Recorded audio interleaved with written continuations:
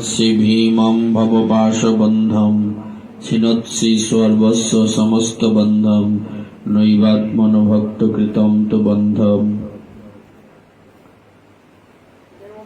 শ্রী শ্রী চোরাগ্রগণ্য পুরুষাষ্টকের ষষ্ঠ অষ্টকে আমরা অগ্রসর হচ্ছি সনাতন শিক্ষায়। শ্রী সনাতন গোস্বামী পাদকে মহাপ্রভু যে শিক্ষা দিচ্ছেন, সেই শিক্ষার ক্রমানুসারে আমরা অবতারগণের কথা বর্ণনা করার চেষ্টা করছি। আমরা সংকর্ষণ, বাসুদেব, সংকর্ষণ, প্রদ্যুম্ন, অনিরুদ্ধ এনাদের কথা বলছিলাম। 24 বিগ্রহের কথা বলা হচ্ছিল। এরপর অবতারগণের কথা, প্রকাশ বিলাসের এই কৈল বিবরণ, সাংসের ভেদ এবে শুনো সনাতন, সংকর্ষণ মৎস্যাদিক দুই ভেদ তার, সংকর্ষণ পুরুষাবতার লীলাবতার আর, অবতার হয় কৃষ্ণের সরবিধ প্রকার, 6 প্রকার অবতার। পুরুষ অবতার এক, লীলাবতার আর, গুণাবতার আর, মন্বন্তর অবতার, যুগাবতার আর, শক্তাবেশ অবতার। এই হচ্ছে 6 প্রকার অবতার। পুরুষাবতার, লীলাবতার, গুণাবতার, মন্বন্তর অবতার, যুগাবতার এবং শক্তাবেশ অবতার। এই 6 প্রকার অবতার। গুণ অবতার 3 জন। সৃষ্টির 3 গুণ, সত্য রজ তম, 3 গুণের 3 অবতার। ব্রহ্মা বিষ্ণু, সত্যগুণের হচ্ছে বিষ্ণু, রজগুণের ব্রহ্মা আর তমগুণের শিব মহেশ্বর। শ্রীমদ্ ভাগবতে বিস্তারিত এর বর্ণনা রয়েছে। তারপর মন্বন্তর অবতারের কথা বলতে গিয়ে বললেন 14 জন মন্বন্তর অবতার রয়েছেন। 14 মন্বন্তর। এখানে এক একটা মন্বন্তর এক একজন অবতার। যজ্ঞ, বিভু, সত্যসেন, হরি, বৈকুণ্ঠ, অজিত, বামন, সার্বভৌম, ঋষভ, বিশ্বকসেন, ধর্মসেতু, সুধামা, যোগেশ্বর এবং বৃহৎবানু। এই সুদামা কিন্তু ভগবান শ্রীকৃষ্ণের বন্ধু। এই সুদামা না, ভগবানের একটা নাম আছে সুদামা। এই 14 মূর্তির মধ্যে যজ্ঞ, বামন, লীলা অবতারও বটে। সুতরাং 12 মূর্তি মন্বন্তর অবতার। এই 14 জন মন্বন্তর অবতারকে কখনো কখনো বৈভব অবতারও বলা হয়। 4 জন যুগাবতার, সত্যযুগে শুক্লবর্ণ, ত্রেতা যুগে রক্তবর্ণ, দ্বাপর যুগে শ্যামবর্ণ এবং কলিতে, সাধারণ কলিতে কৃষ্ণবর্ণ, বিশেষ কলিতে পীতবর্ণ। মহাপ্রভু পীতবর্ণ, সাধারণ কলি মানে বিশেষ কলি এটা। এজন্য ভগবান এখানে পীতবর্ণ, তপ্তকাঞ্চন বর্ণ ধারণ করে এসেছেন। শক্তাবেশ অবতার আবার 2 প্রকার, ভগবত আবেশ এবং ভগবত শক্তির আবেশ।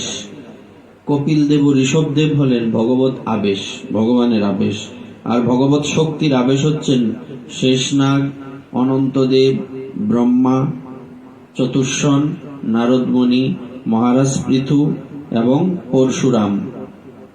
এই সপ্তমূর্তি, এনারা হচ্ছেন শক্তাবেশ অবতারের ভগবত শক্তির আবেশ অবতার।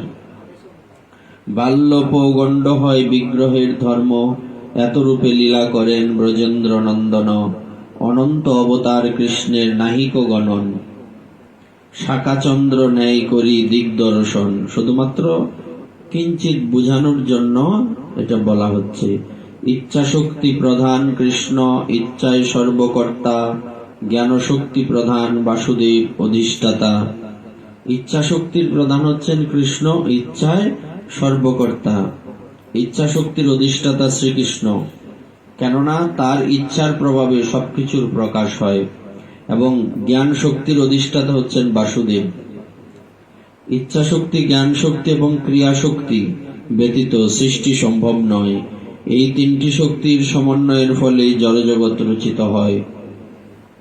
ক্রিয়াশক্তি প্রদান সংকর্ষণ বলরাম, ক্রিয়াশক্তির প্রদান, প্রাকৃত অপ্রাকৃত সৃষ্টি করেন নির্মাণ, অহংকারের অধিষ্ঠাতা কৃষ্ণের ইচ্ছায় গোলক বৈকুণ্ঠ সৃজে চিৎশক্তি দ্বারায়, যদ্যপি অসৃজ্য নিত্য চিৎশক্তি বিলাস, তথাপি সংকর্ষণ ইচ্ছায় তাহার প্রকাশ। অহংকারের অধিষ্ঠাতা সহস্রপত্র পত্রম কমলম গোলকাক্ষম মহৎপদম তৎকর্ণিকারম তদ্ধাম তদনন্তাংশ সম্ভবম। গোকুল নামক পরম ধাম একটি সহস্রদল পদ্মের মতো, তার কর্ণিকা শ্রীকৃষ্ণের নিবাসস্থল। এই সহস্রদল পদ্মটা আমাদের মস্তকে থাকে, শ্রীকৃষ্ণের নিবাসস্থল। এই পরম ধাম অনন্তের অংশ থেকে সৃষ্টি হয়েছে। মায়াদারে সৃজেতেহ ব্রহ্মাণ্ডের গণ, জড়রূপা প্রকৃতি নহে ব্রহ্মাণ্ড কারণ।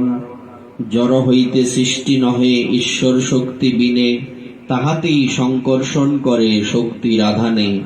ঈশ্বরের শক্তে সৃষ্টি করয়ে প্রকৃতি, লৌহ যেন অগ্নি শক্তে পায় দাহ শক্তি। অর্থাৎ মায়া কখনোই কোনো কর্ম বা কোনো কিছু নির্মাণ করতে পারবেন না, মূলত ঈশ্বরের শক্তির দ্বারাই এটা সম্ভব। লোহা যেমন অগ্নির স্পর্শে দাহ শক্তি লাভ করে, তেমনি মায়া ঈশ্বরের শক্তিতে এই সমস্ত কর্ম করে থাকে। লোহার তো দাহিকা শক্তি নেই, কিন্তু অগ্নির স্পর্শে আসলে সেটা তার মধ্যে সেটার কালার চেঞ্জ হয়, তারপর এটার মধ্যে দাহিকা শক্তি চলে আসে। তেমনি মায়া ওইরকম ভাবে, প্রকৃতি ওইরকম ভাবে ভগবানের কৃপায় ভগবানের ইচ্ছায় এই সমস্ত কর্ম করে থাকেন। তো এইভাবে ভগবান অবতারগণের বর্ণনা করলেন। আমরা বলছিলাম যে ভগবানের সাথে যুক্ত থাকতে গেলে তিনটা যে বিষয়, সম্বন্ধ, অভিধেয় আর প্রয়োজন। তো সম্বন্ধ হচ্ছে আমরা সবাই জানি কৃষ্ণদাস অভিমান, আর অভিধেয় বলতে গিয়ে এখানে পঞ্চ সাধনের কথা বর্ণনা করা হয়েছে। এর আগে 64 প্রকার ভক্তি অঙ্গের বিস্তারে বর্ণনা রয়েছে, কিন্তু এই 64 প্রকার ভক্তি অঙ্গের মধ্যে সর্বশ্রেষ্ঠ হচ্ছে 5টা। এই 5টা কি কি? সৎসঙ্গ, কৃষ্ণ সেবা, ভাগবত নাম, ব্রজবাস, এই পঞ্চ সাধন প্রধান। 5টা সাধনা হচ্ছে প্রধান। এগুলি কি কি বলছে? সৎসঙ্গ। সৎসঙ্গ মানে সৎসঙ্গ বলতে কিন্তু এই ভালো মানুষের সঙ্গ নয়। সৎসঙ্গ বলতে সাধু সঙ্গ। সৎ তো অনেকেই থাকতে পারে, সৎ পথে যারা থাকে তারা সৎ, এই সৎসঙ্গ সেই সৎসঙ্গ নয়। সৎসঙ্গ মানে কৃষ্ণ ভক্ত সঙ্গ। কৃষ্ণ সেবা, সেবা তো বোঝাই যায় অর্চনাদি, অর্চন, তারপরে ভগবত সেবার যা আছে সবকিছুই বলা আছে। তারপর এরপরে কি বলা আছে? সৎসঙ্গ, কৃষ্ণ সেবা, শ্রীমৎ ভাগবত। এখানে বলছে শ্রীমৎ ভাগবত শ্রবণ কীর্তন। 5টি কি কি? শ্রীমৎ ভাগবত শ্রবণ কীর্তন, কৃষ্ণ নাম এবং ব্রজবাস। এই 5টা কি কি? সৎসঙ্গ, তারপর ভাগবত শ্রবণ, কৃষ্ণ সেবা, তারপরে ব্রজবাস, আরেকটা হচ্ছে হরিনাম। এই পঞ্চ মধ্যে এক স্বল্প যদি হয়, সুবুদ্ধি জনের হয় কৃষ্ণ প্রেমোদয়। এই 5টার মধ্যে একটাও যদি কেউ নিষ্কপট হৃদয়ে, মনের মধ্যে কোনো পেঁয়াজ না রেখে যদি নিষ্কপটে আরাধনা বা সাধনা করতে পারে, তবেই তার কৃষ্ণ প্রেমোদয় হয়।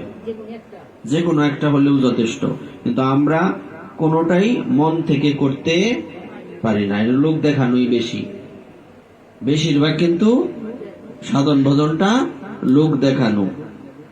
প্রকৃত করতে পারলে কৃষ্ণ প্রেম হয় না কেন? যদি কৃষ্ণ মানে প্রশ্ন আসে, তাহলে আমাদের মধ্যে কি একটুও ভগবানের কৃপা পাওয়ার জন্য বা ভগবানের সেবার মানসিকতা নিয়ে আমরা কি সেবা করি না? বলছে না, এটা এখনো যথার্থ হয়নি, এর মধ্যে খাদ আছে, নিখাদ স্বর্ণ না, সিল মারা স্বর্ণ না। ভেজাল মানে পুরান স্বর্ণের দাম কম, নতুন স্বর্ণ। নতুন স্বর্ণের বিশেষত্ব হচ্ছে যেটা লৌহযুক্ত, 21 ক্যারেট থাকুক 22 ক্যারেট থাকুক, এটা পূর্ণ থাকবে। আর আগে এইসব যেগুলি সিল মারা না, এগুলির সমস্যা কি বলছে, এর মধ্যে ঝামেলা, এর মধ্যে 2-3 রতি চলে যেতে পারে বা এইসব ঝামেলা। তো এই জন্য আমাদের হচ্ছে ওই সমস্ত মেশানো জিনিস, এখনো ভক্তিটা যথার্থ নয়। তার প্রমাণ হচ্ছে আমাদের এখনো কৃষ্ণ প্রেমের সিটে ফোটাও মধ্যে নাই। তো এই জন্য এখানে বলছে দেখুন, এই পঞ্চমধ্যে এক স্বল্প যদি হয়, এই 5টার মধ্যে একটাও যদি, স্বল্প মানে কমও যদি, সামান্য একটু যদি হয়, সুবুদ্ধি জনের হয় কৃষ্ণ প্রেমোদয়। সুবুদ্ধি জন আমরা এখনো হতে পারিনি, চেষ্টায় আছি। দুরুহাদ্ভুত বিধেয়স্মিন শ্রদ্ধা দূরে হন্তু পঞ্চকে যত্র স্বল্পয়পি সম্বন্ধ সদ্দিয়াম ভাব জন্মনে। শেষোক্ত এই 5টি অঙ্গের প্রভাব এমনই অদ্ভুত এবং দুরূহ যে তার প্রতি শ্রদ্ধা তো দূরে থাকুক, স্বল্প সম্বন্ধ জন্মালেও তার নিরপরাধ ব্যক্তির সুপ্ত কৃষ্ণ প্রেম জাগরিত করে। যে কোনো ব্যক্তি যদি যথার্থ বুদ্ধিমান এবং উদার হন, তাহলে এই ভোগ বাসনা চরিতার্থ করার জন্য শ্রীকৃষ্ণের ভজনা করলেও শুদ্ধ ভক্তি লাভ করেন। অর্থাৎ যদি এমনটাও হয়, নানা রকম কামনা বাসনা নিয়ে কেউ ভগবানের ভক্তিতে যুক্ত হয়েছেন, কিন্তু সাধু সঙ্গের প্রভাবে, ভাগবত শ্রবণের প্রভাবে, নিষ্কপটে হরিনাম শ্রবণ কীর্তনের প্রভাবে কি হবে, ভগবত সেবার প্রভাবে এই আস্তে আস্তে আস্তে আস্তে ওই যে একটা মানে সূক্ষ্ম, যে আমি মনে করছি যে আমি তো নিষ্কাম ভাবেই ভগবানের ভজন করছি, কিন্তু আদতে সেটা নয়, এই সূক্ষ্ম সমস্যাটা চলে যাবে, ভজন করতে করতেই চলে যাবে। অকাম সর্বকাম বা মোক্ষ কাম উদারদি তীব্রেণ ভক্তি যোগেন যজেত পুরুষম পরম। এজন্য বলছে সমস্ত কামনা যুক্ত হোক বা কামনা শূন্য হোক, বা মুক্তি লাভের ইচ্ছা যদি কারো থাকে, তাও যদি থাকে, তাও যদি সে ভগবানের ভজন করে, তাহলে অবশ্যই সে ভগবানের কৃপাতে এই সমস্ত সমস্যা থেকে কি হতে পারবে, মুক্তি পেতে পারবে। যেটা আমরা ধ্রুবের জীবনীতে দেখতে পাই, প্রথমে ইচ্ছে ছিল যেটা, পরে ইচ্ছে উল্টে গেল, পাশার দান উল্টে গেল, তখন এই কামনা বাসনা চলে গেল। এটাই ভগবানের সেবা বা ভগবানের নিষ্কপট আরাধনার ফল। ভক্তি প্রভাব সেই কাম ছাড়াইয়া কৃষ্ণ পদে ভক্তি করায় গুণে আকর্ষিয়া। কেউ যখন শ্রীকৃষ্ণের কাছে প্রার্থনা করেন, তখন শ্রীকৃষ্ণ তার সেই প্রার্থনা পূর্ণ করেন, সে কথা সত্য। কিন্তু যা থেকে পুনঃ পুনঃ প্রার্থনার উদয় হয়, সেই প্রকার বস্তু তিনি দান করেন না। অন্য কামনা যুক্ত হয়ে কেউ যখন শ্রীকৃষ্ণের ভজন করেন, কৃষ্ণ স্বয়ংই তাদের জন্য কামনা শান্তিকারী তার শ্রীপাদপদ্মের আশ্রয় দান করেন, যেখানে গেলে আর কোনো কামনা থাকে না। তো এইভাবে বর্ণনা করতে গিয়ে এক সময় সিরিয়ালে প্রথমে সাধু সঙ্গ, তো সেই সাধু সঙ্গের কথা এখানে সনাতন গোস্বামীবাদকে মহাপ্রভু বলতে লাগলেন। আত্মার আমশ্চ মনয় শ্লোকের ব্যাখ্যা করলেন। এইবার সাধু সঙ্গের মহিমা বলতে গিয়ে বললেন, এক ভক্ত বেদের কথা শোনো সাবধানে, যাহা হইতে সৎসঙ্গ মহিমার জ্ঞানে। অর্থাৎ একজন শিকারী ভক্তের কথা সাবধানে মনোযোগ দিয়ে শ্রবণ করো, যা শ্রবণ করলে সাধু সঙ্গের কি মহিমা তা বোঝা যায়।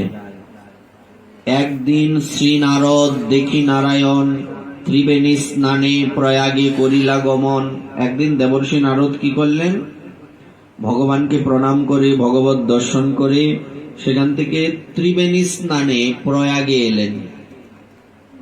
প্রয়াগে ত্রিবেণী, গঙ্গা যমুনা সরস্বতী, ওখানে আসলেন স্নান করতে। তো উনি যখন আসলেন, বন পথে দেখে মৃগ আছে ভূমে পড়ি। তো সেই বনের মধ্যে দেখলেন একটা মৃগ বা হরিণ ভূমিতে পড়ে ছটফট করছে। বান বিদ্ধ ভগ্ন পাদ করে ধর ফরি। আর কত দূরে এক দেখেন শূকর, তৈছে বিদ্ধ ভগ্ন পাদ করে ধরফর। প্রথমে দেখলেন একটা হরিণ অর্ধ মারা অবস্থায় ছটফট করছে, তারপরে দেখলেন একটা শূকর।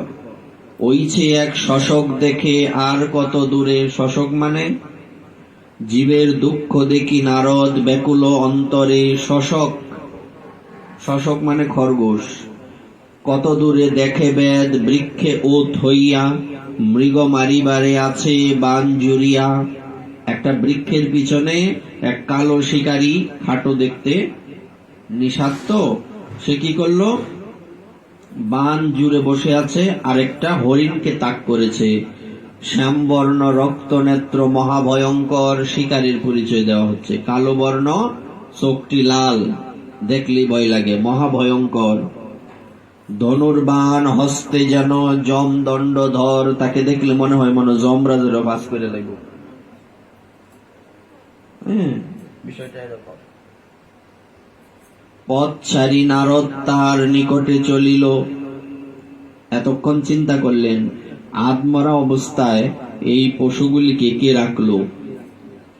চতুর্দিকে খুঁজতে খুঁজতে দেখলেন এক শিকারী এরকম অবস্থায়, সে বান জুড়ে দাঁড়িয়ে আছে।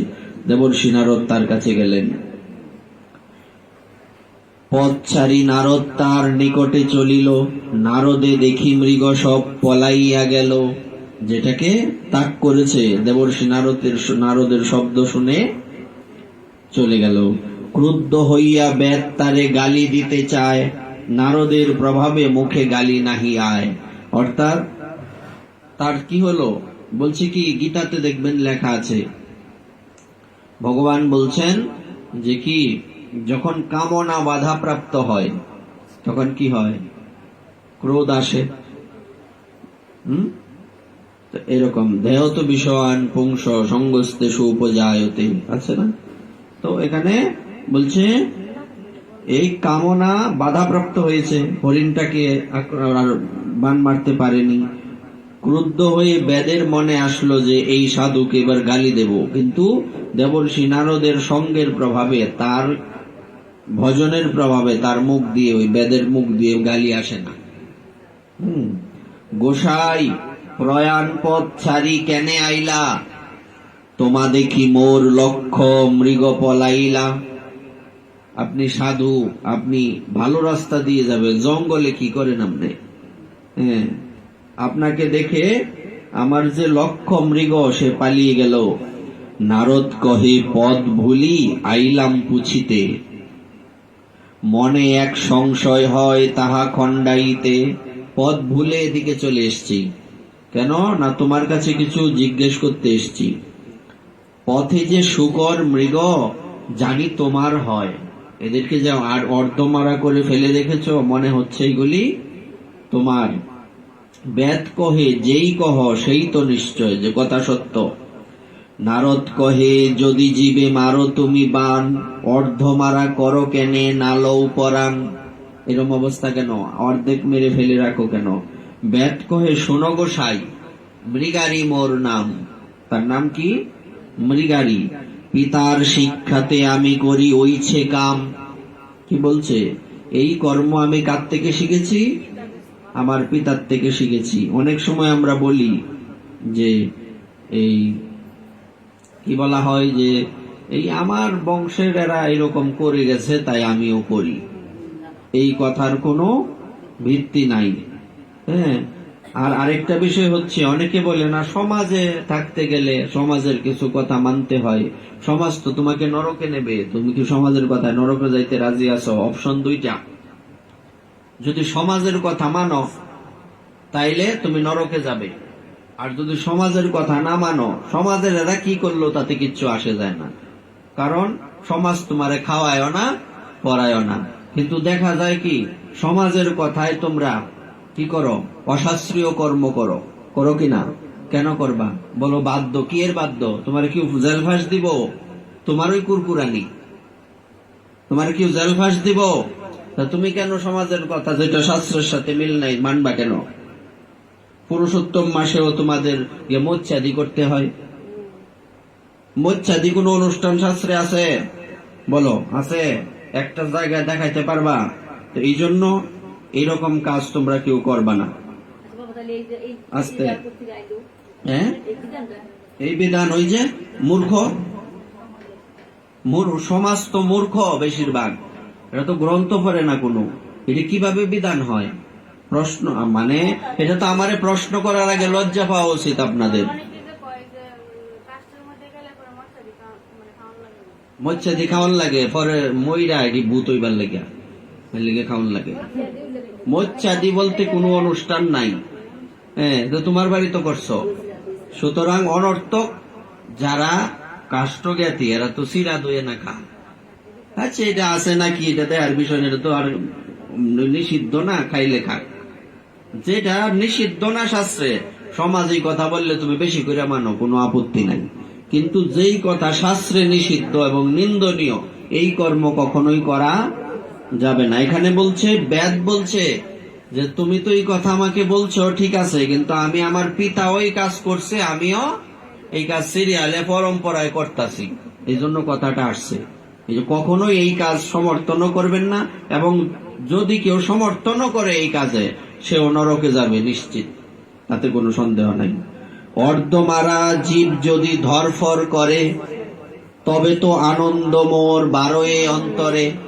আমি আমার পিতাকে দেখেছি, এই অর্ধমারা করে একটা প্রাণী, তাকে যখন ওই রকম অর্ধমারা করেছে, সে ধরফর করে, তো আমার পিতা দেখছি হাসে, রাক্ষসের হাসি আর কি। কোন প্রাণীকে কষ্ট দিয়ে যদি কারো আনন্দ হয়, তাহলে তার নাম পিশাচ, সে মানুষ না। সমাজের এই 95 জন হলো পিশাচ। পিশাচের কথা শুননা তুমি পিশাচ হইবা, নাকি তুমি এই শাস্ত্রের কথা শুননা তোমার জীবন পাল্টাইবা, সিদ্ধান্ত তোমার, সিদ্ধান্ত কেউ দেবে না। এখানে প্রশ্ন করার আগে আমাদের লজ্জা পাওয়া উচিত। এত বছর পাঠ শোনার পরেও যদি আমরা প্রশ্ন করি যে এটা কুয়েত করতে আইলো, তার মানে সকবের লাঙ্গল এক কুবে ছেলি, সারা রাত রামায়ণ পড়া সীতার বাপের নাম জানো না, এই জন্য না কেন? তারপরে এই প্রশ্নই তো মুখ দিয়ে আসবে না, কারণ এটা কোনো অনুষ্ঠানই হইতে পারে না। আমাদের সনাতন শাস্ত্রে কি লেখা আছে? জীবত্তা মহাপাপ তুমি করতেছ, আবার জিজ্ঞাসা করো এটা করতে আইলো। এইগুলি মানুষ বানাইছে। তুমি এই কথাটা পাইবা একদম ভক্ত কণ্ঠহারের শেষের 4-5টা পৃষ্ঠা পড়বা, জীবনে আমাকে প্রশ্ন করতে হবে না। ভক্ত কণ্ঠহারের শেষের 4-5টা পৃষ্ঠা পড়বা, বেশি না। এই জন্য বলছে যে একটা প্রাণী যখন অর্ধমরা অবস্থায় ছটফট করে, তখন আমি খুব আনন্দ পাই। নারদ কহে এক বস্তু মাগি তোমার স্থানে। আমি একটা কথা বলি, আমার কথা মানবা? বেদ কহে মৃগাদি লহ যেই তোমার মনে। কোনো পশু টশু লাগবো, বা পশুর সাল টাল, কারণ সালে বৈশাও তো এই ধ্যান সাধনা করা যায়, করে অনেকে, এগুলি লাগবে কিনা? মৃগ ছাল চাহ যদি আইস মোর ঘরে, তাহলে আমার সাথে আসো, তোমারে দেই। যেই চাহ তাহা দিব মৃগ ব্যাগ্রাম্বরে। হ্যাঁ, এখানে হরিণের এই কি আছে, মানে ছালও আছে, আবার বাঘেরও চামড়া আর কি আছে, তুমি এদের মধ্যে সাধন ভোজন করতে পারবা।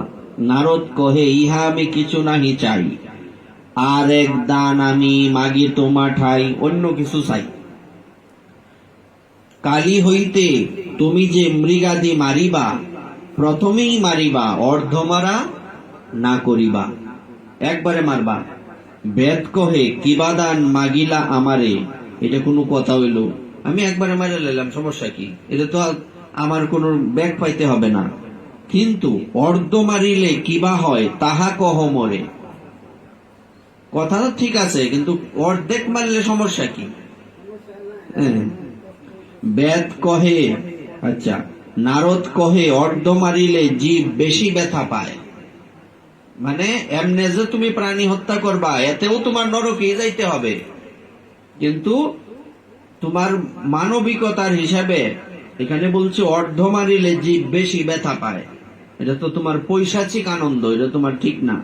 জীবে দুঃখ দিতেছ, তোমার তোমার হইবে ওইছে অবস্থা, এই অবস্থা তোমার এমন হবে। তুমি যেরকম অর্থাৎ যে যেমন কর্ম করবে তেমন ফলেই প্রাপ্ত হবে। তুমি যদি এই জন্মে কোনো প্রাণী হত্যা করো, পরবর্তী জন্মে ওই প্রাণী তোমাকে হত্যা করবে। বিষয়টা হচ্ছে, শব্দটা কি মাংস, মাংস শব্দের অর্থ কি? নিজেকে নিজে খাওয়া। মাম স, মাম শব্দ তো আমাকে, হ্যাঁ আমাকে সে খাবে। আমি যেমন আমি আরেকটারে খাইতেছি, হ্যাঁ আমারে খাইবো, সামনে আইতেছে, সমস্যা নাই।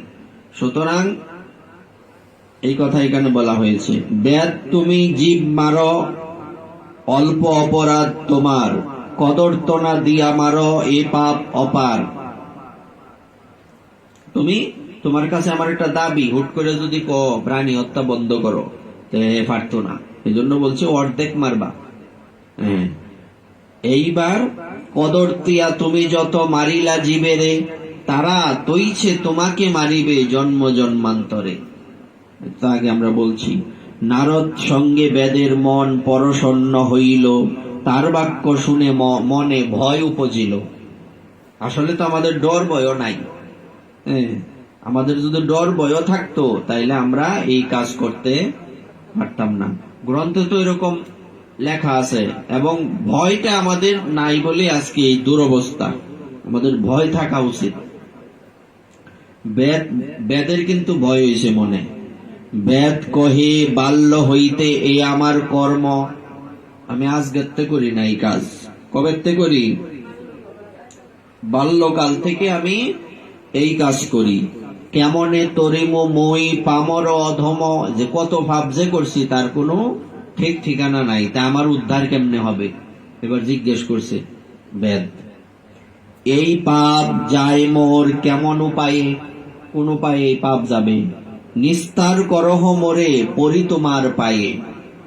বোঝা গেল সাধু সঙ্গের মহিমা। তো আমরা তাইলে ওই বেদের পরিবর্তন হয়, আমাদের এরকম পরিবর্তন হয় না কেন? বলছে আমরা ওই বেদের মতো নিষ্কপট হৃদয় না, আমাদের হৃদয়ের মধ্যে জিলাফির ফেস।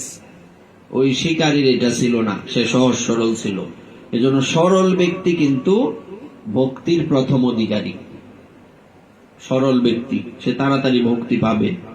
হ্যাঁ, তো এই জন্য প্রথম মানে তৎক্ষণাৎ সে প্রশ্ন করছে এই পাপের ক্ষয় কিভাবে হবে। আচ্ছা, নারদ কহে যদি ধরো আমার বচন, যদি তুমি আমার কথা শুনো, তবে সে করিতে পারি তোমার মোচন। যদি তুমি আমার কথা শুনো, আমি তোমাকে সমস্ত পাপ থেকে মুক্ত করার ব্যবস্থা বলে দেব। আমাদের তো পাপ থেকে মুক্ত হওয়ার ইচ্ছাও নাই। বেদ কহে যেই কহ সেই তো করিব, তুমি যা বলবা আমি তাই মানব। নারদ কহে আগে ধনুক ভাঙ্গ তবে সে কহিব। এইটাও ধরে রাখবা, এইটাও ধরে রাখবা, তাইলে কইতাম না কেন? তুমি আগে আমাকে প্রমাণ দাও, তুমি আমার কথা শুনবা বা মানবা। প্রমাণ কি? কইলে আবেগের ঠেলা, হ যেটা কইবে এটাই মানবা, পরে আর পরে কবর নাই। এইভাবে হবে না। কারণ ভগবানের কথা একমাত্র তাকেই বলা যায় যে ব্যক্তি ভগবানের প্রতি শ্রদ্ধাবান। এনতে গিয়ে ওই আবার গিয়া প্রাণী হত্যা করব, এইসব লোকেদের কাছে ভাগবত বলা উচিত না, এটা অপরাধ। আগে ধনুক ভাঙ্গ, আগে প্রমাণ দাও তুমি আমার কথা মানবা। বেদ কহে ধনুক ভাঙিলে বর্তিব কেমনে, বাঁচবাম কেমনে? আমি তো আর কোনো বিদ্যা শিখছি না, এটা পরম্পরায় তো এই বিদ্যা আমরা পাই আইছি। নারদ কহে আমি অন্ন দিব প্রতিদিনে, তুমি চিন্তা করো না, তোমার খাবারের কোনো অভাব হবে না, এটা আমি বুঝবো। ধনুক ভাঙি বেদ তার চরণে পড়িল। অনেকে বলে এটা আর ব্যবসা নাইলে এরা চলবো কেমনে, পৃথিবী তার ব্যবসা নাই, মরার ঘরে মরা, তোরার এই ব্যবসায় ধরন লাগছে। আসলে এটা হলো হত্যা না গো। আমরা এটা আমি ছাড়তে চাইলে কি হবে, আমারে ছাড়ে না, এই কথা কয় কিনা? তোমারে ছাড়তো না কেরে? তোমারে কি তার সে কি হাত পাও দিয়া যাইতে ধরে রাখছে তোমারে? তো তুমি তোমারে ধরে রাখছে না, তুমি ধরে রাখছো। এক গুরুদেব শিষ্য বাড়িতে গেছে। তো শিষ্য বাড়িতে এই শিষ্যরা সব হচ্ছে এই বর্মন সম্প্রদায়, তোমরা মাছের ব্যবসা করে। তখন এই গুরুদেব বলছে এটা ছাড়ো, তো ঠিক না, কারণ এটা হচ্ছে নিন্দনীয় কর্ম। তখন বলছে কেমনে কেমনে ছাড়তাম, ছাড়তে তো পারি না। আর তোমরা মিথ্যা কথা বলা ছাড়ো। মিথ্যা, এই মিথ্যা আমাদেরকে ধরে রাখছে, মিথ্যা তো ছাড়তে পারি না। তবে গুরুদেব গেছে, বাইরে গেছে। তো আগের দিনে তো ওই ওয়াশরুমের ব্যবস্থা ছিল না, জঙ্গলে টঙ্গলে যাইতো, গিয়া কাডল গাছের মধ্যে এভাবে ধরে রাখছে। আমারে বাঁচাও বাঁচাও, কাডল গাছ আমারে ধরে রাখছে। কি কয় এটা? তোর গুরুদেবের কি জানি হয়েছে। আয়ে দেয় গুরুদেব কাডল গাছে ধরে রাখছে। বাবা এটা কি কইলাম? বাঁচাও বাঁচাও, কাডল গাছের আমরা ধরে না, কাডল গাছ আমারে ধরে রাখছে। কারে কাডল গাছ বাবা আপনারা ধরছে? আমনে কাডল গাছে ধরে রাখছেন। এমনি ওই তোমরা ধরে রাখছো, এরা তোমারও ধরে রাখছে।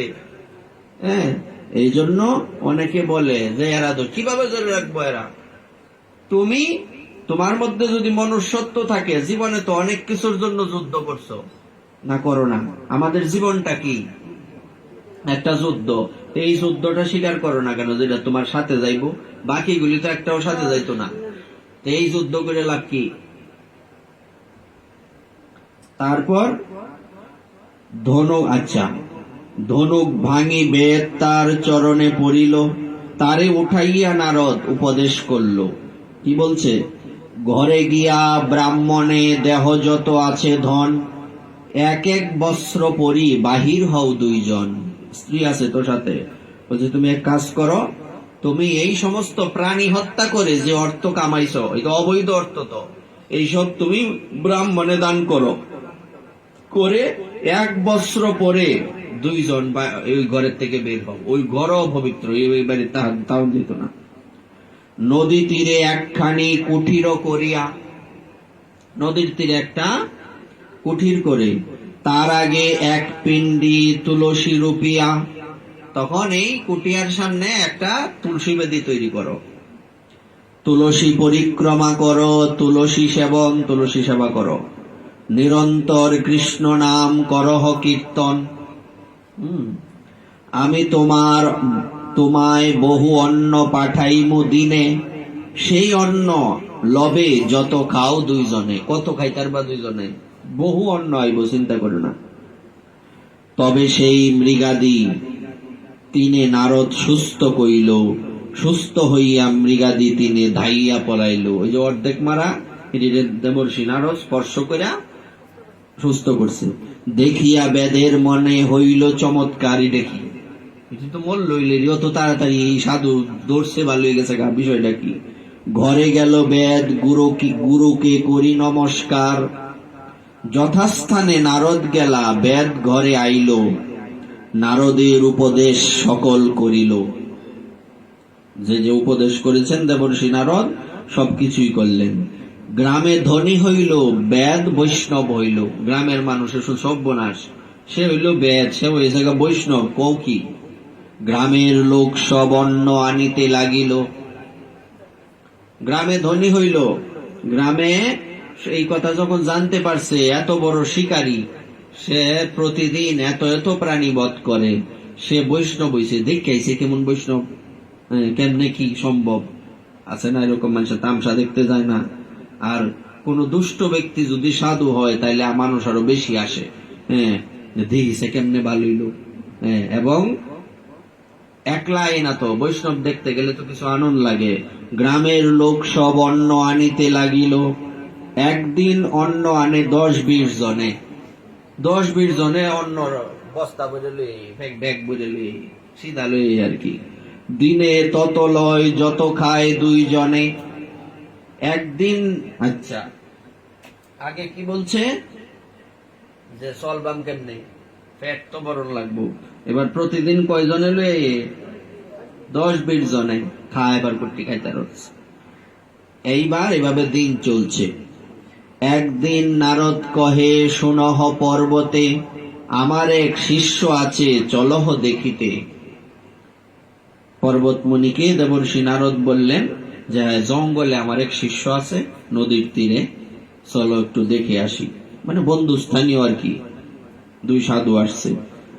তবে দুই ঋষি আইলা সেই বেদ স্থানে, দূর হইতে বেদ পাইল গুরুর দর্শনে। দূর থেকে দেখা যায় গুরুদেব আইয়ে। আস্তে আস্তে ব্যস্তে ধাইয়া আসে, পথ নাহি পায়। দৌড়াদৌড়ি, দৌড় শুরু করছে, উষ্টা মুষ্টা কায়া, আরে গুরুদেব আইতাছে। পথের পিপিলিকা ইতি উতি ধরে পায়। হ্যাঁ, এদিকে মানে দৌড়তে দৌড়তে হঠাৎ দেখতে পারলো যে সামনে এক ঝাঁক পিঁপড়া এদিকে এদিকে ছুটাছুটি করে। চলে না, পিঁপড়া যাইতেছে জঙ্গল। এইবার দণ্ডবৎ স্থানে পিপিলিকারে দেখিয়া, বস্ত্রে স্থান ঝাড়ি পরে দণ্ডবৎ হইয়া। অর্থাৎ বেদ যখন দণ্ডবোধ করতে গেলেন, গিয়ে দেখেন যে ওখানে দুনিয়ার পিঁপড়া, গুরুদেবকে দণ্ডবোধ করবে কিভাবে, তখন উত্তরীয়টা এই পিঁপড়ার পাশে দিয়ে দিলেন।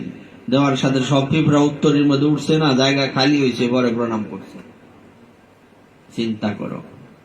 আর আগে কি করতো, একটা পিঁপড়াও সে মারত না, কেমন তার ভিতরে কৃষ্ণ ভক্তি জাগ্রত হয়ে গেছে। নারদ কহে, বেদ এ না হয় আশ্চর্য, হরিভক্তে হিংসা শূন্য হয় সাধু বর্জ্য।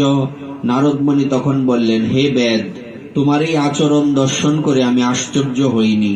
কেননা ভগবত ভক্তির প্রভাবে জীব হিংসা শূন্য হয়ে সর্বশ্রেষ্ঠ সাধুতে পরিণত হয়। ভগবানের ভজনের প্রভাবে সাধারণ মানুষ কি করে, হিংসা শূন্য হয়ে কোনো প্রাণী হত্যার ইচ্ছা ত্যাগ করে সে সর্বশ্রেষ্ঠ সাধুতে পরিণত হয়। এতে ন অদ্ভুতা বেদ তবা হিংসা দয় গুণা, হরিভক্ত প্রবৃত্তায়ে নতে সুপরতাপিন। এটা কোনো আশ্চর্যের বিষয় নয়। তবে সেই বেদ দুহারে অঙ্গনে আনিল, কুশাসন আনি দুহারে ভক্তে বসাইল। অর্থাৎ এই যে কুটিয়া বানায় থাকতেছে, এই কুটিয়ার বারান্দার মধ্যে দুই সাধুকে কুশাসনের মধ্যে বসালেন, পর্বত মুনি আর নারদ মুনি। জল আনি ভক্তে দুহার পাদ প্রক্ষালিল। জল আনছে, চরণ দোয়াই দিছে। সেই জল স্ত্রী পুরুষে পিয়া শিরে লইল। স্বামী স্ত্রী মিলে সেই চরণামৃত পান করে, চরণামৃত পান করে কোথায় ধারণ করতে হয়, মস্তকে। কম্প পুলকাশ্রু হইল কৃষ্ণ নাম পাইয়া, ঊর্ধ্ববাহু নৃত্য করে বস্ত্র উড়াইয়া। ব্যক্তি যখন তার গুরুদেবের সম্মুখে হরিনাম কীর্তন করতে লাগলেন, তখন তার দেহ কম্পিত হলো, পুলকিত হলো এবং তার চোখ দিয়ে অশ্রু ঝরে পড়তে লাগলো। তিনি তখন ভগবানের প্রেমানন্দে উদ্বেল হয়ে ঊর্ধ্বে বাহু তুলে বস্ত্র উড়িয়ে নৃত্য করতে লাগলেন।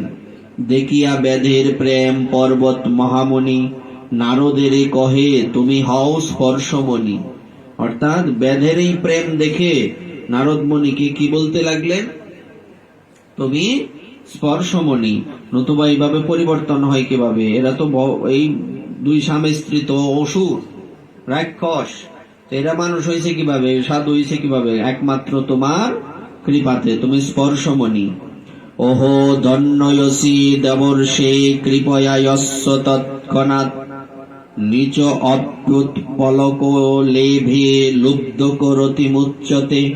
পর্বত মুনি বললেন, হে দেবর্ষি নারদ মুনি, তুমি ধন্য, তোমার কৃপায় অত্যন্ত নিচ বেদ উৎপুলক হয়ে কৃষ্ণের অতি লাভ করেছে। নারদ কহে, বৈষ্ণব তোমার অন্য কিছু আয়। দেবর্ষি নারদ কি বললেন, কি আগে কি বলছে, আগে যখন প্রথম দেখা হয়েছে কি বলে সম্বোধন করছে, বেদ। কিন্তু এখন কি বলছে, নারদ কহে বৈষ্ণব তোমার অন্য কিছু আয়।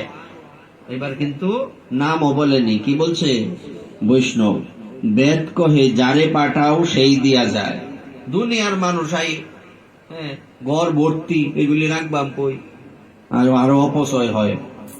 এত অন্ন না পাঠাও, কিছু কার্য নাই, কোনো দরকার নাই, সবে 2 জনার যোগ্য ভক্ষ মাত্র চাই, 2 জনে আর কতটুকু খাইতে পারি, এই এত পাঠানোর দরকার নাই, তুমি না করে দিও। চিন্তা করো, আর আগে কি কইছে, চলবাম কেমনে? এই জন্য বলছে, যার ভগবানের চরণে, সাধুর চরণে শরণাগতি আছে, তার কখনো পিছনে ফিরে তাকাতে হয় না। নারদ কহে, ওইছে রহ তুমি ভাগ্যবান, এত বলি 2 জন হইলা অন্তর্ধান। ওনারা তখন চলে গেলেন। এই তো কহিল তোমায় বেধের আখ্যান, যা শুনিলে হয় সাধু সঙ্গ প্রভাব জ্ঞান। এই কথা কে কাকে বলছেন? এই ঘটনা সনাতন গোস্বামীকে মহাপ্রভু এই ঘটনা বললেন, সাধু সঙ্গের কি মহিমা। এইভাবে নানা রকম ভাবে নানা রকম ভগবানের কথা সনাতন গোস্বামী বাদকে মহাপ্রভু বিশেষভাবে বলতে লাগলেন। আর সেই কথা শ্রবণ করে পরবর্তীতে উনি বিভিন্ন গ্রন্থ লিপিবদ্ধ করেছেন, যেগুলি আমরা পড়ছি। তাহলে আমরা কি বুঝলাম? এখানে যে শ্লোকটা বলা হয়েছে, ছিনৎসি ঘোরম যমপাশ বন্ধম, তুমি মনুষ্য মাত্রেরই ঘোর যমপাশ ছিন্ন করতে পারো। ওই বেদের যমপাশ ছিন্ন হয়নি। সনাতন গোস্বামী উনি যবনদের এখানে থাকতেন, তখন ওনার যমপাশ ছিন্ন হয়নি, বন্ধন খণ্ডেনি। তেমনি এমনকি সকলের সব রকম বন্ধনই ছিন্ন করতে পারো, কিন্তু স্বভক্তকৃত নিজ বন্ধন ছিন্ন করতে পারো না। ভক্তের দ্বারা যে তুমি ভক্ত তোমাকে যে বন্ধন করে, সেই বন্ধন থেকে তুমি মুক্ত হতে পারো না। তাহলে এই শ্লোকটা আমরা যথার্থভাবে বুঝতে পারলাম যে ভগবান ইনি নিজে ভক্তের দ্বারা আবদ্ধ এবং ভক্ত ভগবানের দ্বারা আবদ্ধ থাকেন। এই কথা তো স্বয়ং আমরা অম্বরীশ মহারাজের জীবনীতে পাই। অম্বরীশ মহারাজ কি করেছিলেন? উনি স্বয়ং নিজের পুরো শরীরটাকে ভগবত সেবায় লাগাতেন এবং ভগবান বিষ্ণু প্রসন্ন হয়ে ওনাকে সুদর্শন চক্র ব্যবহার করার অনুমতি দিয়েছিলেন। যদি কোনোদিন তুমি বিপদে পড়ো, তাহলে সুদর্শনকে ডাকলে সে চলে আসবে। কত বড় ভগবান কৃপা করলেন! এটা তো নর্মাল কৃপা না। তখন এইভাবে দিন যেতে লাগলো। এক সময় ওনার বাড়িতে দুর্বাসা মুনি আসলেন, আমরা সবাই জানি। সেই দুর্বাসা মুনি উনি পরীক্ষা করবেন রাজাকে, এবং আসলেন কোন দিন? পারণের দিন। একাদশী ব্রত বিশ্রাম করে তারপর উনি পারণ করবেন। সেই পারণের সময় একটু আগে এসে উনি উপস্থিত হলেন।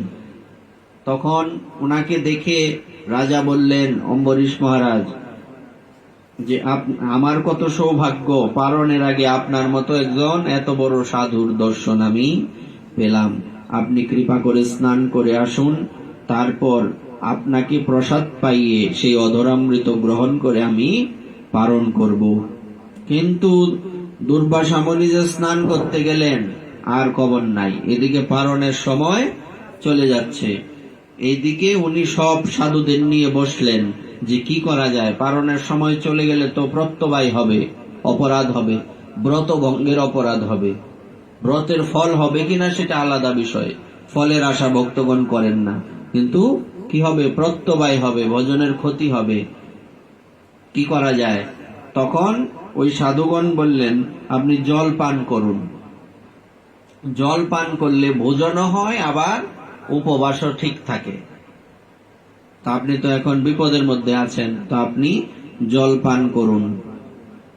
যে উনি জল পান করলেন, মুখে দিলেন, এমনি দুর্বাসা ঋষি এসে হাজির। তোমার সাহস তো কম না, বাড়িতে অভুক্ত সাধু রেখে তুমি সেবা করো। তোমাকে দেখে লোকে কি শিখবে?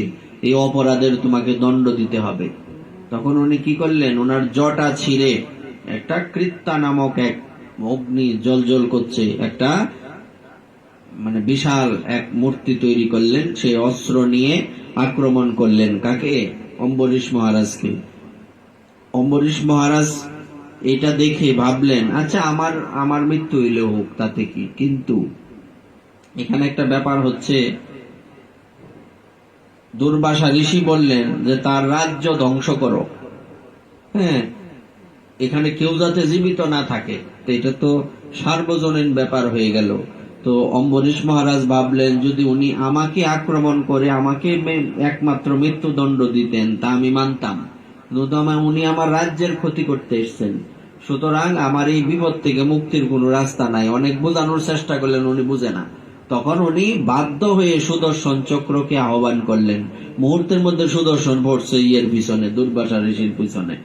তাকে তো মারলেন, এই ধ্বংস করলেন, করে এবার পিছনে বললেন দুর্বাসা ঋষির। আর দুর্বাসা ঋষি এখানে ওখানে, স্বর্গে, ব্রহ্মলোকে, শিবলোকে, শেষে বৈকুণ্ঠ লোকে গেলেন, কেউ রক্ষা করতে পারলেন না। আর সুদর্শন চক্র যার, সেই বিষ্ণু ভগবান বললেন, আমি তোমাকে রক্ষা করতে পারবো না। তো কি বলেন, আপনি রক্ষা করতে পারবেন না? আপনি তো স্বয়ং সুদর্শন চক্রকে পরিচালনা করেন, আপনি চাইলেই তো আমাকে রক্ষা করতে পারেন। বলছে, এখন সুদর্শন আমার কথাই চলে না। বর্তমান যে রানিং সময়টা, এই সময় আমার ভক্তের কথায় সুদর্শন চক্র চলে। এখন আমি তাকে কিভাবে ব্যবহার করব? আমি তো তাকে কথা দিছি, তুমি বিপদে পড়লে তাকে যেভাবে ব্যবহার করতে চাইবে ওইভাবে ব্যবহার করতে পারবে। এখন আমার কি করা উচিত? তাতে আমার তো কথা ভঙ্গ হবে। আর তোমার কি মনে হয় আমি ভগবান, আমি কি স্বাধীন? আমি কিন্তু স্বাধীন না, আমি সবসময় পরাধীন। তো তুমি আবার কি এর পরাধীন? বলছে, হ্যাঁ, অহম ভক্তা পরাধীন হি স্বতন্ত্র এবদ্বিজ। আমি কেন পরাধীন? আমি কার অধীন? আমি সম্পূর্ণরূপে ভক্তের অধীন, অন্য কারো দ্বারা আমি আবদ্ধ না। কথাটা বলছিলাম, উনি স্বভক্তকৃত নিজ বন্ধন ছিন্ন করতে, দেখুন তো মিলে কিনা, নৈবাত্মন ভক্তকৃতম তো বন্ধম। কারণ ভক্ত উনাকে আবদ্ধ করে রাখলে উনি খুশি। আসলে নরমাল ব্যক্তি তো কেউ যদি তাকে বেঁধে রাখে থেকে খুশি, আমরা কি আমার কেউ বান্ধা রাখলে আমি খুশি হইয়াম।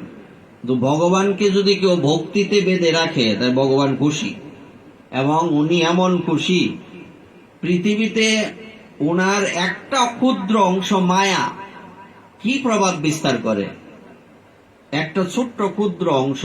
আর সেই ভগবানকে ভক্তি দ্বারা ভক্ত বেঁধে রাখেন, আর ভগবান ভক্তের মায়ায় পড়ছে, এখান থেকে উনি বের হতে চান না, বেরোন না। তো এইবার তো আমার কি করা উচিত? যে তুমি যার কাছে অপরাধ করেছো তার কাছেই যাও। অম্বরীশ মহারাজ কি সাধু? হ্যাঁ, সাধু তো বটেই। সাধু বলতে আমি বুঝাচ্ছি, উনি তো গৃহ থেকে সাধু না, উনি তো গৃহস্থ, উনি তো রাজা। রাজা মানে তো বিষয়ী। কিন্তু এখানে কি দেখা গেল, সে অম্বরীশ মহারাজ উনার ভক্তির প্রভাবে উনি দুর্বাসা মুনির থেকে আরো বেশি উপরে উঠে গেলেন, অথচ দুর্বাসা মুনি তো সর্বদিকই সাধু। এই জন্য একটা কথা বলে যে ভগবানের কাছে কোনো খাতির নাই, তুমি যেমন কর্ম করবে এটার ফল তোমাকে ভোগ করতেই হবে, তাতে কোনো সন্দেহ নাই। এবার দুর্বাসা মুনি উনি ছুটতে ছুটতে এলেন অম্বরীশ মহারাজের কাছে। আর এই কয়দিনে পৃথিবীর হিসাবে 1 বৎসর চলে গেছে, 1 বৎসর হয়ে গেছে। চিন্তা করা যায়? কারণ এই পৃথিবীর হিসাব আর ব্রহ্মলোক বা বিষ্ণু লোকের হিসাব কিন্তু এক না। তাই এই 1 বৎসর যাবৎ অম্বরীশ মহারাজ কিছু গ্রহণ করেননি, কোন রকম জল খায়া জীবনটা বাঁচাইছে। কারণ আমার এখান থেকে সাধুর দোষ, কিন্তু সাধুর দোষ না, দুর্বাসা মুনির দোষ না। কিন্তু উনি বলছেন যে আমার ঘর থেকে সাধু অভুক্ত গেছে, তার মানে আমার খাবারের অধিকার নাই। 1 বৎসর যাবৎ উনি অভুক্ত। চিন্তা করা যায়? চিন্তা করুন তাহলে কেমন শিক্ষা। তখন অম্বরীশ মহারাজ দাঁড়িয়ে আছেন হাত জোর করে, এখানে দুর্বাসা মুনি আসলেন। এসে উনি এবার বিপদে আছে, তো সাষ্টাঙ্গে প্রণাম করতে গেলেন অম্বরীশ মহারাজকে। তো উনি প্রণাম করার আগে তো অম্বরীশ মহারাজ প্রণাম করলেন, সব বনাস আপনি আমারে প্রণাম করেন কি গুন্দককে, আমার তো অপরাধ হবে, আমি গৃহস্থ, আপনি সাধু। তখন বলছে তুমি গৃহস্থ হইলেও তুমি আমার থেকে অনেক ঊর্ধ্বের, তুমি বড় সাধু, সুতরাং আমাকে তুমি আমার এই অপরাধের জন্য নিষ্কৃতি দাও, আমাকে ক্ষমা করো। তখন দুর্বাসা মুনিকে বললেন, দেখেন আমি 1 বৎসর যাবৎ এখনো পর্যন্ত অন্ন গ্রহণ করিনি, তো আপনি কৃপা করে বসুন, আপনাকে সেবা দেওয়ার আগে আমি অন্নটা গ্রহণ করি কেমনে, আপনি তো আমার বাড়ির অতিথি ছিলেন, সাধু, তাই না? তখন উনি কি করলেন, অম্বরীশ মহারাজ এই সাধুকে বসিয়ে সেবা দিলেন। তো এইবার দুর্বাসা মুনির চোখে জল, হ্যাঁ, কেন চোখে, যারে বিপদে ফেলাইলাম সে আমারে না খাওয়ায় খাইতো না। এটা হচ্ছে বিশিষ্ট সাধুর বৈশিষ্ট্য। যেমন এই আমাদের গুরুদেবের জীবনীতে আমরা পাই যে ওনার সিগনেচার নকল করে উনি, গুরুদেবের এক গুরু ভাই 10 লক্ষ টাকা ব্যাংকের থেকে উঠাই নিছে গা। আর ওই সাধু যখন, ওই গুরু ভাই যখন আমাদের মুরারি মোহনে আসেন, ওনাকে স্বর্ণের তালায় সেবা দেন গুরুদেব। সাক্ষাৎ আসতো, চোখের দিয়ে দেখা তো বেশি অবিশ্বাস করার সুযোগ নাই, আমরা তো গ্রন্থ থেকে পাই, কিন্তু এটা কি, হ্যাঁ, এটা বিশাল ব্যাপার না। সুতরাং এটা সাধুদের বৈশিষ্ট্য। বিশিষ্ট যারা ক্ষমা তো অবশ্যই, এবং যে ব্যক্তি অপরাধ করছে তার, আমি আপনাকে ক্ষমা করার কে, আমি তো ক্ষমা করার কেউ না, এই চিন্তাই সাধুর মাথায় আসবে না যে কোনো ভক্ত, কোনো বৈষ্ণব আমার কাছে অপরাধ করছে, এই চিন্তাই কোনো ভক্তের বা বৈষ্ণবের আসতে পারে না। কত উন্নত হৃদয় থাকলে এটা সম্ভব। তখন উনি এখানে বসে বলছেন যে দেখো কৃষ্ণ ভক্তের কি মহিমা, আমি আসছি তারে ক্ষতি করার জন্য, আর সে আমার জন্য 1 বছর ধরে বসে আছে, কিছু গ্রহণ করে না। এবার প্রশ্ন করতে পারেন যে এখানে দুর্বাসা মুনি উনাকে বধ করার জন্য সুদর্শন চক্রের কতক্ষণ লাগার কথা, অত বুড়ায় পড়ছে 1 বছর, মরল না কেন? প্রশ্ন আসার কথা না। অতক্ষণে দুর্বাসা মুনির মৃত্যু হওয়ার কথা না, সেকেন্ডের মধ্যে তো মৃত্যু হওয়ার কথা, তো উনি কেন বাঁচলেন? মাঝে মধ্যে একটু শেখা দেয়, মানে একটু ধরা আগরবাতির মতো একটু লাগাই দেয়। এবার প্রশ্ন হচ্ছে, কারণ এইটার বিশেষ কারণ হচ্ছে এই অম্বরীশ মহারাজ উনি সুদর্শন চক্রের কাছে, সুদর্শন ভগবানের কাছে আহ্বান করলেন যে উনার যাতে কোনো ক্ষতি না হয়। ওই যে 1 বছর ঘুরে, মানে তারে ঘুরাই, আমরা তো তারে তো মানতে পারতাম না, আমার যে আহ্বান করছে সে তো না করে দিছে। হ্যাঁ, তো বলার অর্থ হচ্ছে উনার যাতে কোনো ক্ষতি না হয়, কাজেই এটা একটা বিশেষ ব্যাপার। তাহলে আমরা কি বুঝলাম? ভগবান বিষ্ণু পর্যন্ত, ভগবান কৃষ্ণ পর্যন্ত উনি ভক্তের বন্ধনে, ভক্তির বন্ধনের দ্বারা আবদ্ধ। তাইলে এই শ্লোকটা আমাদের কাছে যথার্থ হলো কিনা, যে তুমি মনুষ্য মাত্রেরই ঘোর যমপাশ ছিন্ন করতে পারো, তার ভয়ানক সংসার বন্ধনও ছিন্ন করতে পারো, এমনকি সকলের সব রকম বন্ধনই ছিন্ন করতে পারো, কিন্তু স্বভক্তকৃত নিজ বন্ধন ছিন্ন করতে পারো না। এই শ্লোকটা আমাদের যথার্থ হলো। তা আমরা এর পরবর্তী অংশ, পরবর্তী শ্লোক আগামীকাল আস্বাদন করব। এই বলে আপনাদের চরণে প্রণাম জানিয়ে আজকের ভাগবতের এখানে বিশ্রাম। শ্রী গুরু নিতাই গৌর সীতানাথ প্রমানন্দে। হরি হরি বল মন, হরি হরি বল হরি। জয় জয় শ্রী রাধেশ্যাম। এই জন্য ভক্ত হইতে গেলে আমাদের প্রথমে কি করতে হবে? মনটাকে তাদের মতো করতে হবে, হৃদয়টা। এরকম হৃদয় না হইলে কি আর ভগবানের কৃপা পাওয়া সম্ভব? কোনোদিনই সম্ভব না। তো ভগবানের কৃপা পাওয়ার একমাত্র মাধ্যম হচ্ছে সাধু চরণে ভক্তি, গুরুদেবের চরণে ভক্তি। গুরু বৈষ্ণবের কথা যদি আমরা মেনে চলি, তাহলে অবশ্যই আমাদের কি হবে? কৃষ্ণ ভক্তিও লাভ হবে এবং সহজে ভগবানকে পাওয়া যাবে।